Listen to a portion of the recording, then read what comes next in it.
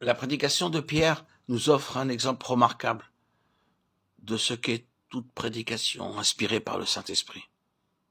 Il prêche Christ d'après les Écritures. Il oppose à l'opinion des hommes qui avaient rejeté Christ, le plan de Dieu qui avait envoyé Christ, qui avait pris son plaisir en lui et qui venait de l'élever à sa droite.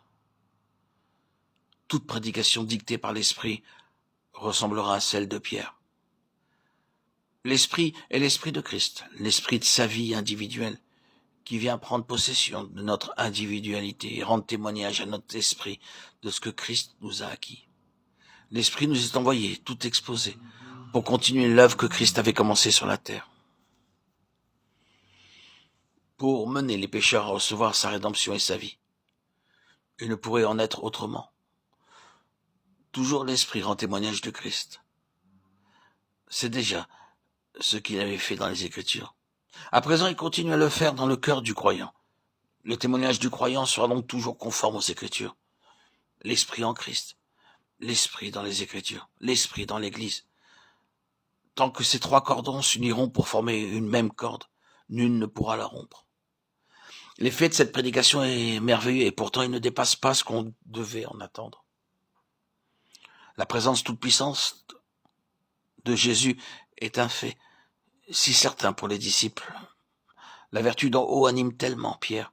Il voit si bien Christ à la droite de Dieu, qu'une force divine émane de lui, et que lorsqu'il conclut par ces mots, sachez donc que Dieu a fait Seigneur et Christ ce Jésus que vous avez crucifié, acte 2:36.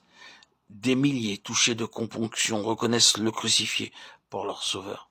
L'Esprit envoyé aux disciples se sert d'eux pour convaincre ces pécheurs de leur incrédulité.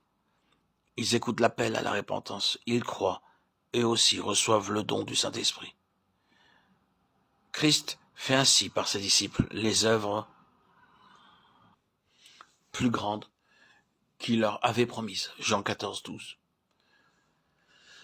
À l'instant d'anciens préjugés, des haines amères font place à l'amour et à l'adoration. La puissance du Seigneur a rempli son corps, son Église.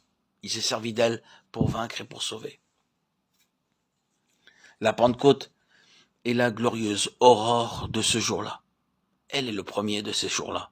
Ésaïe 11:10. Jérémie 3:18, dont les prophètes et notre Seigneur avaient si souvent parlé. Elle est la promesse et le gage de ce que devait être l'histoire de l'Église.